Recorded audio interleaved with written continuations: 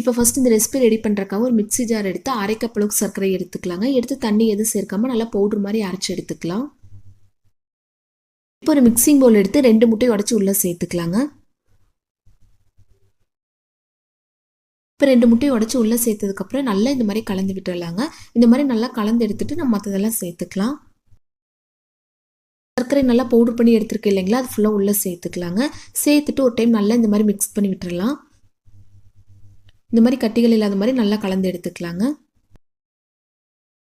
இப்போ இதில் கொஞ்சமாக ஏலக்காய் பவுடர் சேர்த்துக்கலாங்க. ஏலக்காய் பவுடர் இல்லை அப்படிங்கிறவங்க சர்க்கரை பவுடர் பண்ணுவோம் இல்லைங்களா, அப்போவே ஒரு 4-5 ஏலக்காய் உள்ளே சேர்த்து அரைச்சி எடுத்துக்கோங்க.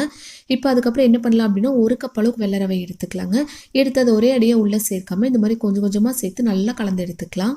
இதை செய்கிறது ரொம்ப ரொம்ப ஈஸி தாங்க. வீட்டில் இருக்கக்கூடிய குறைவான பொருட்களை வச்சு ஈஸியாக இது நம்ம ரெடி பண்ணிடலாம். இந்த மாதிரி எல்லாமே கலந்து எடுக்கும்போது லாஸ்ட்டாக இந்த பதத்தில் இருக்கணுங்க. இதுதான் கரெக்டான பதம். ரொம்ப கெட்டியாக இருக்கக்கூடாது. அதே சமயம் பார்த்துட்டிங்க அப்படின்னா ரொம்ப தண்ணி மாதிரி இருக்கக்கூடாதுங்க.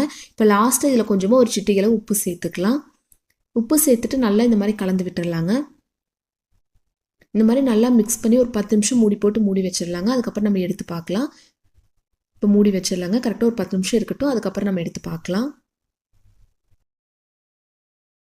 கரெக்டாக 10 நிமிஷம் ஆயிடுச்சுங்க. அந்த ரவையெல்லாம் நல்லா ஊறி வந்திருக்கு இல்லைங்களா, அதுக்கப்புறம் என்ன பண்ணலாம் அப்படின்னா ஒரு கடாயில் கொஞ்சமாக எண்ணெய் சேர்த்து நல்லா சூடானதுக்கப்புறம் மீடியம் ஃப்ளேம்க்கு மாற்றிக்கலாங்க.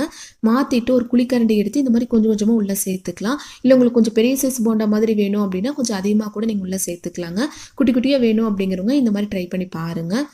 ஒரு சைடு வந்து கலர் நல்லா மாறினதுக்கப்புறம் இந்த மாதிரி திருப்பி போட்டுடலாம். ஃபஸ்ட்டே சொன்ன மாதிரி மீடியம் ஃப்ளேமில் வச்சு நம்ம ரெடி பண்ணிக்கலாங்க. ஹை ஃப்ளேம் வச்சிங்க அப்படின்னா டக்குனு கரிஞ்ச மாதிரி ஆயிடும். அது அவ்வளோவா நல்லா இருக்காது.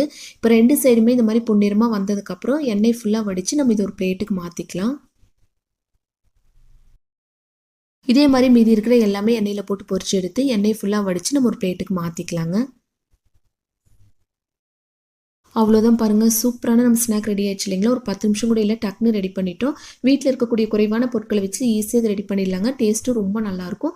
கண்டிப்பாக எல்லாருமே ஒரு டைம் ட்ரை பண்ணி பாருங்கள். ட்ரை பண்ணி பார்த்துட்டு எப்படி இருந்துச்சுன்னு ஃபீட்பேக் மறக்காமல் எங்களோட ஷேர் பண்ணுங்கள்.